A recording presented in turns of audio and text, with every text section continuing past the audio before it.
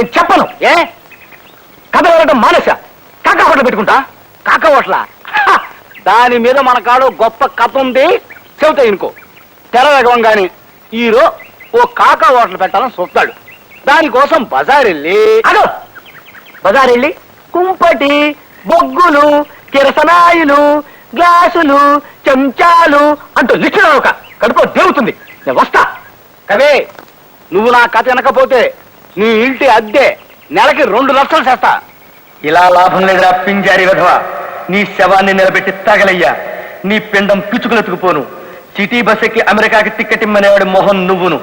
ఇంకో గంటలో, అంటే సరిగ్గా సింహాచలం కొట్టే 9వ గంట నీ నెత్తిన సుత్తెట్టి కొట్టి ప్రజాకంటకుడైన ఓ దుర్మార్గుని హతమార్చి జైలుకెడతా.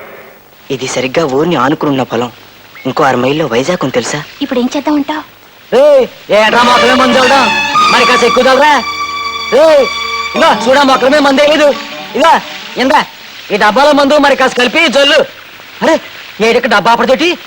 ఇది పొలాల్లో చల్లే విషయం, దీన్ని తాగేద్దాం. అమ్మో చేదుగా ఉంటుందేమో. కాదు, తీయగా తేనె పానకల్లా ఉంటుంది. కొట్టనంటే అన్నయ్యకి ఇష్టం లేని పని చేస్తున్నాం. కనీసం అన్నయ్యకి ఇష్టమైన 9వ గంట మోగే వరకైనా ఆగి తర్వాత తాగేద్దాం.